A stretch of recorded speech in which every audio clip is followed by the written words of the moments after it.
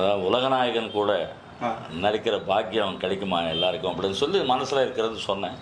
So அப்படி தான் acting வாய்ப்பு கிடைச்சிது.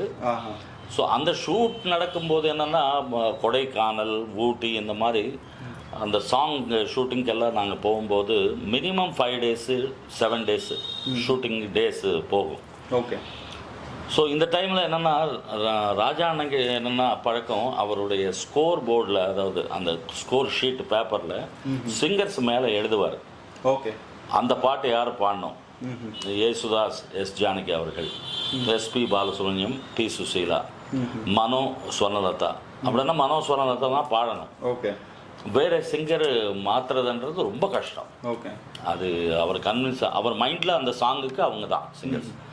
ஸோ அப்படி இருக்கிற பாடல்கள் ரெக்கார்டிங்கு வாய்ஸ் மிக்ஸ் பண்ணாமல் எனக்காக சரி நான் தான் அமிச்சேன் அவன் நடிக்கிறதுக்கு அப்படின்னு சொல்லி அந்த 2-3 ஷெட்யூல், ஒரு 3-4 மாதம் அந்த ஷூட்டிங் முடிகிற வரைக்கும் எனக்காக 6 பாட்டு ஒரு ட்ரிப்பில், 7 பாட்டு ஒரு ட்ரிப்பில், ஒரு ட்ரிப்பில் 10 பாட்டு. ஸோ அப்படி வெயிட் பண்ணி நான் வந்த பிறகு ஷூட்டிங்லேருந்து நான் மிக்ஸ் பண்ணேன்.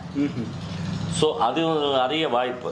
அந்த மாதிரி வெயிட் பண்ணத சரித்திரமே நடக்கலையா. அங்கே சுந்தரராஜன் சார்னு சொல்லிட்டு ராஜா சாருடைய மெயின் அசிஸ்டண்ட், அவர் சொல்லுவார். ஸோ படம் முடியும் போது என்னை கூப்பிட்டார், ராஜா அண்ணன் கூப்பிட்டு, இனி வாய்ப்புகள் வரும், வந்து அங்கே போனால் இங்கே பாட்டு உனக்காக வெயிட் பண்ணாது அப்படின்னு கிளியராக சொல்லிட்டார்.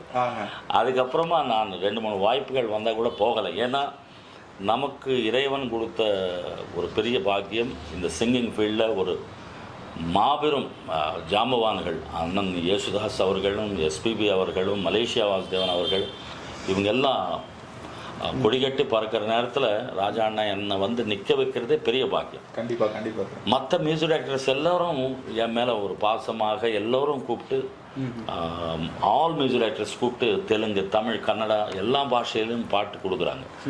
இந்த மாதிரி ஒரு ஹெல்தி இது விட்டுட்டு அந்த பக்கம் போகிறதுக்கு ஒரு பயம்.